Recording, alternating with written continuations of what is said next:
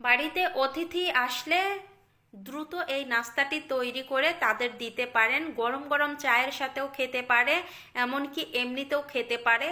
খেয়ে সবাই আপনার প্রশংসাই করবে, এতটা মজা এই নাস্তাটি। বানানো খুবই সহজ, যে কেউই এই নাস্তাটি তৈরি করতে পারবেন। চলুন মূল রেসিপিতে চলে যাই। মূল রেসিপিতে চলে আসলাম। প্রথমে লাগবে একটি ডিম।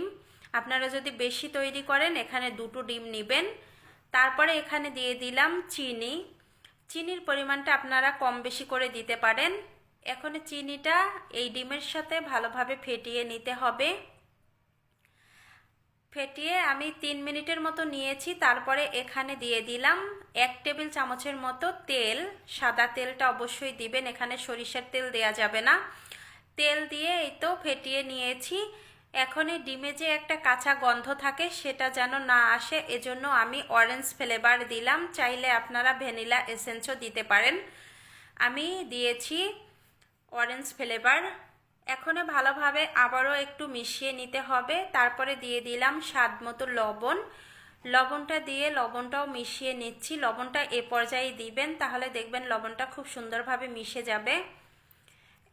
এখানে দিয়ে দিচ্ছি ময়দা। আমি 1.5 কাপ পরিমাণ ময়দা নিয়েছি। আপনারা চাইলে এর বেশি কিংবা কম দিয়েও তৈরি করতে পারেন। এবার এখানে দিয়ে দিলাম 1 প্যাকেট গুঁড়া দুধ। গুঁড়া দুধ দিলে টেস্ট ভালো আসে। সবগুলো উপকরণ হাত দিয়ে ভালোভাবে মাখিয়ে নিতে হবে। যদি একটু শক্ত হয়ে যায় তাহলে এখানে কোনো জল দিবেন না, এখানে লিকুইড দুধ দিবেন। আমার একটু শক্ত হয়ে গেছে। এবার এখানে 1 চামচের মতো দিয়ে দিলাম দুধ। এর বেশি দিলে একেবারে নরম হয়ে যাবে। এই ডোটা কিন্তু একেবারে নরম করা যাবে না, একটু শক্ত শক্ত থাকবে। মাখিয়ে নেওয়া হয়ে গেছে। এখন রেস্টে দেওয়ার কোনো দরকার নেই, সঙ্গে সঙ্গেই তৈরি করে এই নাস্তাটি ভাজা যাবে। প্রথমে অল্প পরিমাণে একটু ডো হাতে নিয়ে এই যে লম্বা শেপ করে নিচ্ছি। এভাবে লম্বা শেপ করে নেবেন, আর হাতে অবশ্যই তেল মাখিয়ে নেবেন, নয়তোবা হাতে লেগে থাকবে। এখন একটা ছুরি দিয়ে এভাবে দাগ কেটে নিচ্ছি।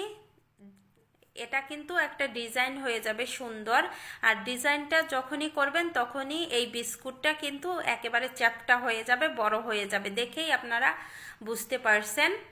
এই তো হয়ে গেছে একটা বিস্কুট। দেখতে কিন্তু অসম্ভব সুন্দর লাগতেছে, আর খেতেও অনেক বেশি মজার। আরও একটি বিস্কুট আমি তৈরি করে দেখাচ্ছি। এই তো লম্বা করে নেয়ার পরে যখনই এই শেপটা দিবেন তখনই বিস্কুটগুলো চ্যাপ্টা হয়ে যাবে। আরও একটি বিস্কুট তৈরি করে নিয়েছি। সবগুলো বিস্কুট সেমভাবে তৈরি করে নিয়ে এবার চুলায় চলে আসলাম ভাজি করার জন্য। তেলটা একেবারে লো হিটে রেখে জাল করে নিতে হবে। আমি কুসুম গরম থাকা অবস্থায় দিয়েছি বিস্কুটগুলো, দিয়ে 3 থেকে 4 মিনিট জাল করে নিয়েছি। তারপরে এখানে এক এক করে বিস্কুটগুলো উল্টিয়ে দিচ্ছি। উল্টিয়ে দিয়ে এপাশ ওপাশ করে ভাজি করে নিয়েছি। এই বিস্কুটগুলো একটু লালচে করে আমি ভাজি করছি। আমার ছেলে খেতে খুব পছন্দ করে একটু লাল লাল করলে। আপনারা এর চেয়েও আর একটু সাদা করে ভাজি করে নিতে পারেন। সবগুলো বিস্কুট ভাজি হয়ে গেছে। এখন একটা বিস্কুট আমি ভেঙে দেখাচ্ছি। এটা হচ্ছে কেক বিস্কুট। কেকের স্বাদ পাবেন সম্পূর্ণ। সেমভাবে বাসায় তৈরি করবেন।